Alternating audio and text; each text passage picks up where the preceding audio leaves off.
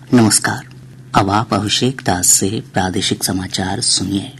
पहले मुख्य समाचार। निर्वाचन आयोग ने झारखंड और महाराष्ट्र विधानसभा चुनाव की घोषणा की। झारखंड में 2 चरणों में 13 और 20 नवंबर को, जबकि महाराष्ट्र में 1 चरण में 20 नवंबर को डाले जाएंगे वोट। बिहार के 4 विधानसभा सीटों तरारी, रामगढ़, बेलागंज और इमामगंज के लिए 13 नवंबर को होगा मतदान। 23 नवंबर को होगी मतों की गिनती।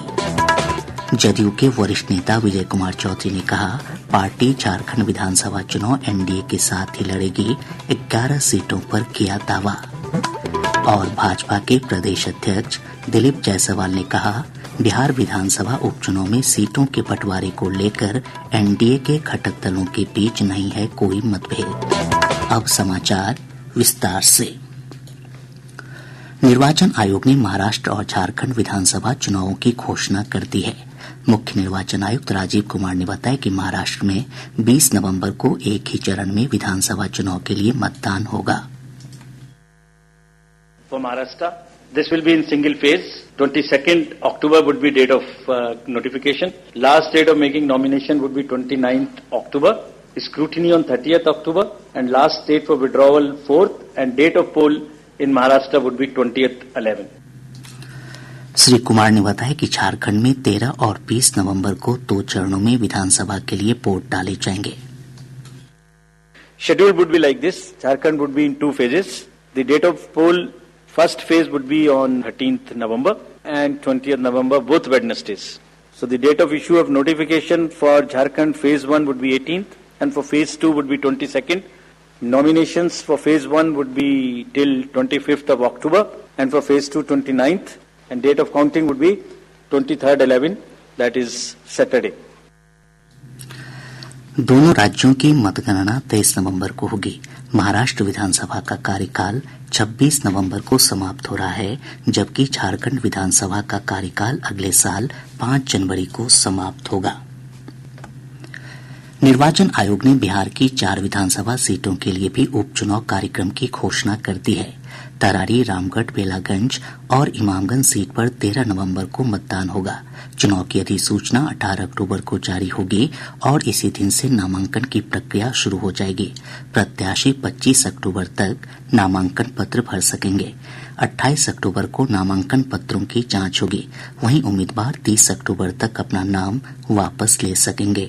मतों की गिनती 23 नवंबर को होगी।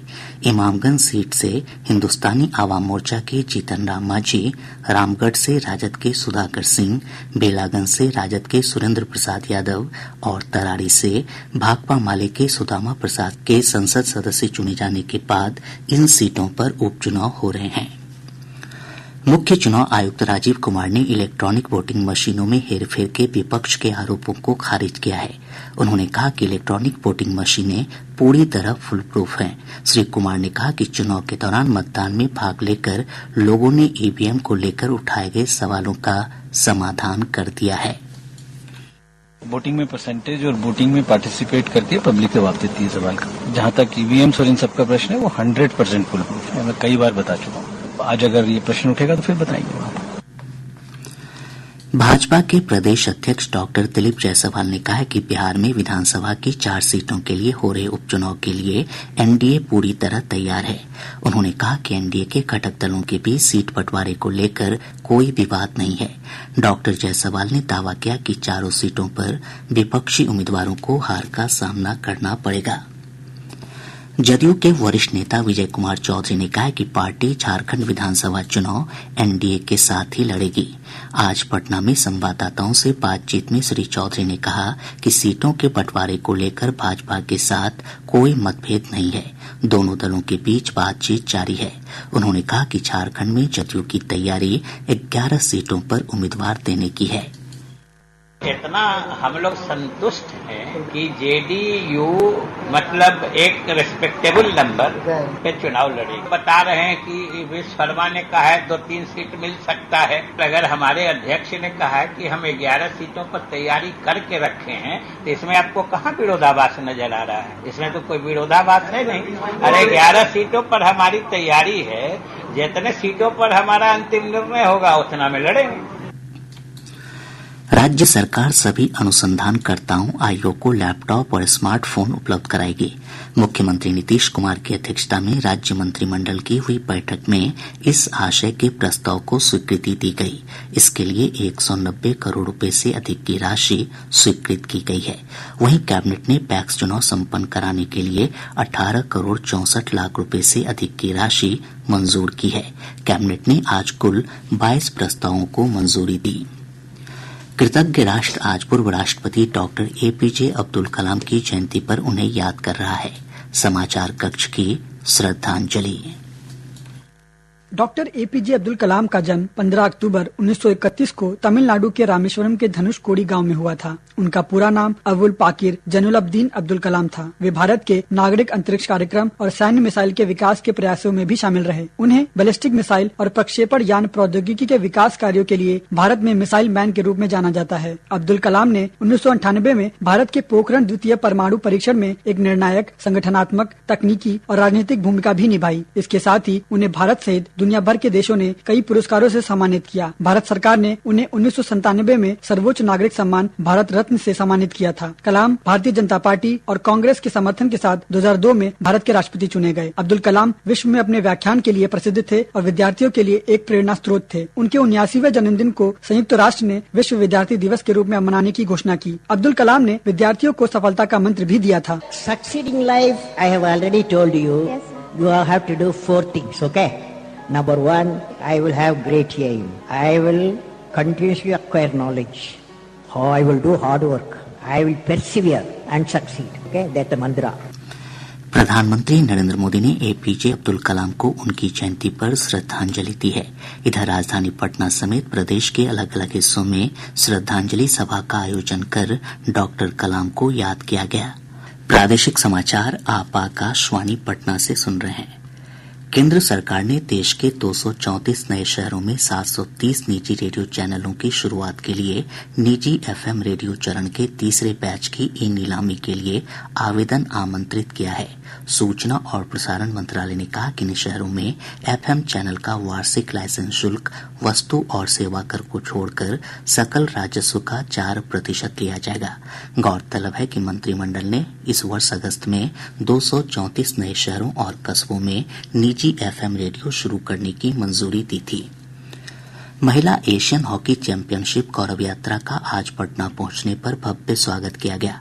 पटना के जिलाधिकारी डॉक्टर चंद्रशेखर सिंह की उपस्थिति में विभिन्न स्कूलों और एकलव्य विद्यालय के खिलाड़ियों ने गांधी मैदान में आयोजित कार्यक्रम में भाग लिया।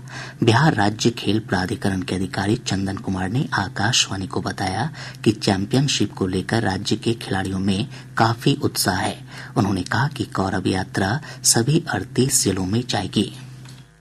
अभी जो सरकार खेल के लिए पहल कर रही है बहुत ही अच्छा है। राजगीर में स्पोर्ट्स कॉम्प्लेक्स और स्पोर्ट्स यूनिवर्सिटी एक ही कैंपस में बना है और वहाँ विश्व स्तरीय बहुत सारे स्टेडियम बने। वहाँ 25 स्पोर्ट्स डिसिप्लिन का स्टेडियम बना है, 25 गेम हो सकते हैं। और राजगीर में जो स्पोर्ट्स कॉम्प्लेक्स बना है ये आने वाले भविष्य में बिहार के लिए एक मील का पत्थर साबित होगा, बिहार के लिए और बिहार के खेल के लिए, खिलाड़ियों के लिए।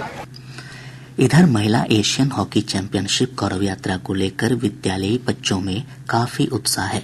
आकाशवाणी समाचार से अपने विचार साझा करते हुए उन्होंने कहा कि इससे पढ़ाई के साथ साथ खेल के प्रति भी एक पैशन उत्पन्न होगा।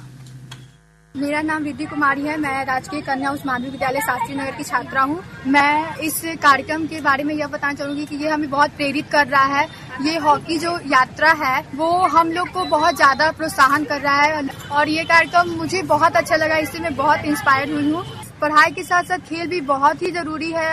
अगर हमारा आर्ट एंड क्राफ्ट बहुत अच्छा है तो हम उससे बहुत आगे तक जा सकते हैं। मेरा नाम सिद्धि कुमारी है। मैं राजकीय कन्या उच्च माध्यमिक विद्यालय की छात्रा हूँ। मैं खेल से संबंधित कुछ कहती हूँ कि ये जो हॉकी का कार्यक्रम हुआ यहाँ पे वो बहुत ही मुझे प्रेरणा दी। मुझे बहुत अच्छा लगा कि हमारी ही स्कूल की छात्राएं थी और खेल भी पढ़ाई के साथ साथ बहुत ही मुझे लगता है कि अच्छा है। खेल भी खेलना चाहिए, खेल से भी आगे बढ़ती है लड़कियाँ।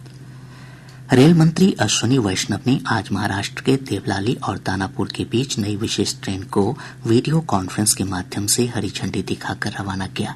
शेतकरी समृद्धि स्पेशल ट्रेन से देवलाली और दानापुर के किसानों तथा उपभोक्ताओं के बीच संपर्क बढ़ेगा। दरभंगा जिले के विश्वविद्यालय थाना क्षेत्र अंतर्गत वार्ड नंबर 3 में शौचालय की टंकी में पाइप लगाने के दौरान 3 लोगों की दम घुटने से मौत हो गई, जबकि एक की स्थिति गंभीर बनी हुई है। सभी मृतक एक ही परिवार के थे। लखीसराय जिले के सूर्यगढ़ा थाना क्षेत्र अंतर्गत नंदपुर गांव में अपराधियों ने भूमि विवाद में एक व्यक्ति की गोली मारकर हत्या कर दी। इस मामले में एक व्यक्ति को हिरासत में लेकर पुलिस पूछताछ कर रही है। बक्सर जिले में बिहार और उत्तर प्रदेश को जोड़ने वाले गंगा पुल के पास उत्पाद विभाग की टीम ने एक ट्रक से 26 लाख रुपए मूल्य की शराब बरामद की है। ट्रक चालक और उपचालक को गिरफ्तार कर लिया गया है।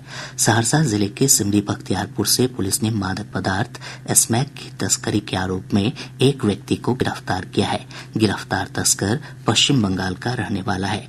मौके से पुलिस ने स्मैक खरीदने के आरोप में एक अन्य युवक को गिरफ्तार किया।